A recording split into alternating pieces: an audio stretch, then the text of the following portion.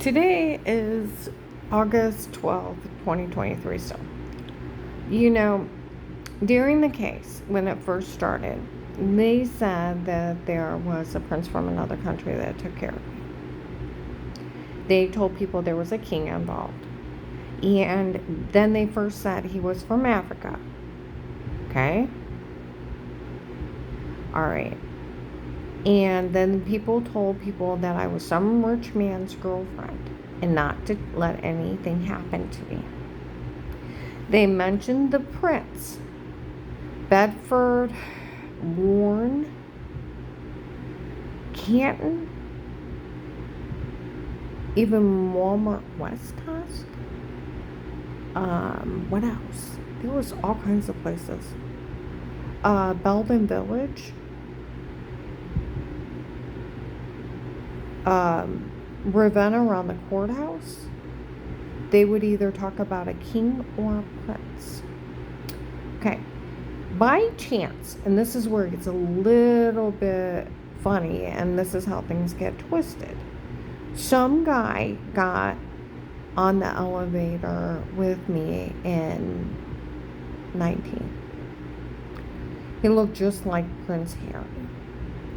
And I'm standing there like, oh my God, you look like Prince Harry. And I'm like standing there froze. But he looked like him. It's not him. He wouldn't be here in Canton, Ohio. Okay? But he looked a lot like him. You didn't want to say anything. It looked stupid. So, but then it got switched over. People were gossiping about that. But then everybody went back to the prince from Africa. There was women that showed up in Muslim dress with the head covering. They were in Warren and said the prince wants to know what she looks like. I went out to eat with someone last year in Niagara Falls. There was people up there in the restaurant. We need to tell the prince she's absolutely lovely anymore. Okay. People even mentioned him, like I said, around the Ravenna courthouse. They mentioned him in Bedford. Okay. When I first moved out, I would be around different businesses. And people would call them, her ex-husband's a real asshole. He did what? Yeah, he'll pay for security. And people don't to help pay for people to drive by. A lot of them. Repeatedly. I was at my son Danny and Jen's. I walked out and some ladies walked by and said, our dad was even help paying for security. And then we found out that people were being mean to you, so he won't pay for it anymore.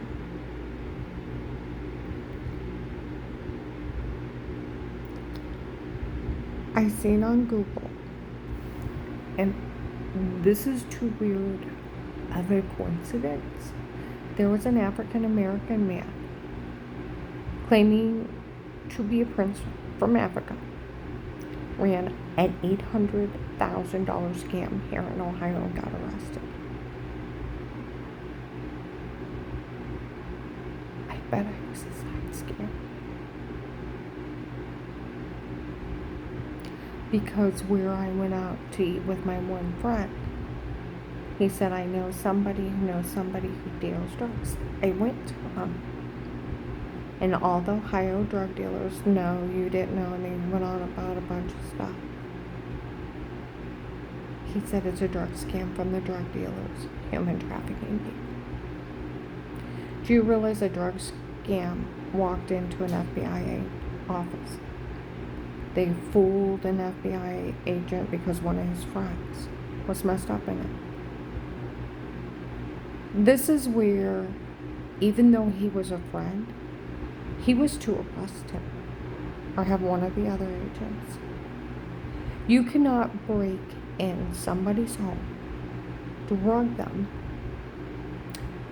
for the truth, so-called truth out of them, so you get what you want, date rape, drug them, leave them with bruises all over and a swollen personal infection, and stalk them and take videos of them naked in the bathroom, bedroom, nudes, and sell them on porn sites. It don't matter who your friends were. And you can't human traffic them. And you can't even follow them around taking pictures of them. It's stalking and menacing. And you can't be hired to be a stalker just because it's your daughter, her husband's dating. You can't involve yourself in your drug friends. Like that girl said in Walmart, don't say a word to her. I heard it was a girlfriend's drug friends doing it to her. Exactly. How could that agent fall for it? It's not a side racket him and Peter running, is it? To defraud the government and victims of money. Because they've already called FBI agent John out and made fun of him. They have dared the federal government to fix it. Inside Trinity Hospital and mocked them. I look and it's like, I just like wonder when like SWAT teams will get them. They left me in a drug cartel to abuse me. And like those ladies said in Hartville yesterday, they got out outside the hardware store. My car's parked, picks up 3 parking lots away. None of this is funny. They told Will she was faking she was sick and faking she got well. And he told everybody no one was allowed to help her. He didn't know her medical record, and now everybody knows it was a medication error that made her sick. And that none of this is funny. And he let them get away with all this. And all those things that they did to her. The FBI owes me a lot of money. And I'll tell you what, like my friend from the prosecutor's office, it don't matter if you work a case for a minute, an hour, or whatever. They owe you the money for the rest of your life because you got them information. And you stand informant for life. And I got left in the middle of a drug cartel and got human trafficked, beat, raped, tortured, almost shot driving, had to hide on a shooting night. Some guy, I was at my client's in North Canton, and my phone's tapped. I know it, as it records if I'm on it or not. Giving statements how the money disappeared, led up to calling the FBI, to that guy showing up before him to bully me, then up to almost being shot driving, to the gunshot night, being raped and tortured. I go outside. Women in the dark. Some guy said, I've been listening to all this. They got caught on our surveillance doing all those things. They can take care of this. And the girls are like, shh, we've been listening to her of everything that happened. Get the case, there's videos of it, like the Amish men with the beards. But like the guys that watch me. That case that agent opened, it stands up in court without her. It's a protected home custody case with statements. It's like the Amish men with the beards. They can't even dispute it.